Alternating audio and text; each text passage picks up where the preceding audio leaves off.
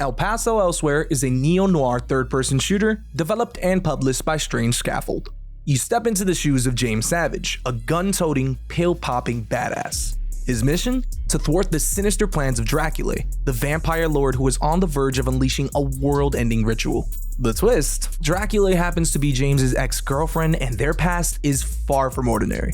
As you embark on this journey, you'll make your way to a motel in El Paso and magically descend 46 stories, killing monsters, werewolves, and much more. The game may evoke memories of Max Payne, with its slow-motion dives and PS2-era aesthetics. However, its gameplay takes a different route. It leans more towards the frenetic action of Hotline Miami, with maze-like levels.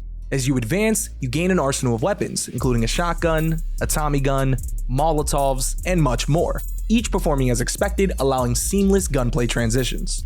Running low on ammo? Well, stakes provide instant enemy takedowns. If you look around, you're always well stocked with healing items, ammo, and stakes, ensuring you're never left in a tight spot. However, this is where the gameplay might lose some of its appeal for me. After 4 to 5 hours, the action falls a bit flat due to some repetition and less challenging difficulty. While it's true you can tweak the modifiers to your liking, it doesn't fully address the issue when there's an abundance of ammo, healing items, and predictable AI foes. Another aspect that didn't quite hit the mark for me was the slow motion feature. While it certainly adds some flair to the game, it often feels unnecessary. Dispatching enemies with regular speed and employing dodge rolls often proves more efficient than relying on the slow motion mechanic altogether. Fortunately, I found the plot to be a real highlight of the game, thanks in large part to James' introspective monologues. It's a dark and cryptic narrative that gradually reveals its authenticity. Initially, I was skeptic of these moments, finding them somewhat cheesy and forced. However, as I played on, the execution grew on me. These intermissions between levels provided a welcome change of pace, especially when the gameplay started to feel a bit repetitive. These monologues not only injected narrative depth, but also offered a glimpse into the complex dynamics of the former lover's relationship, which I thoroughly appreciated. While the gameplay can become repetitive, I must commend the game's visuals and level design.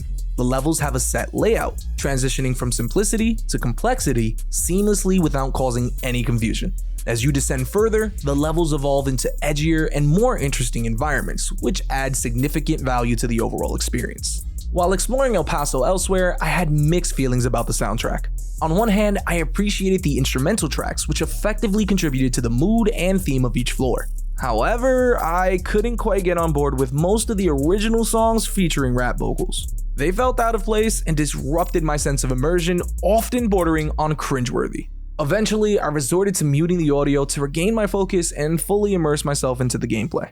Outside of the plot, El Paso Elsewhere falls short of making a significant impact. The AI and its accompanying modifiers are underwhelming, making the slow motion feature seem somewhat redundant. The gameplay gets repetitive and dull, and the less said about the original soundtrack, the better. The game launches on September 26th on Xbox One, Xbox Series X, and PC for $19.99.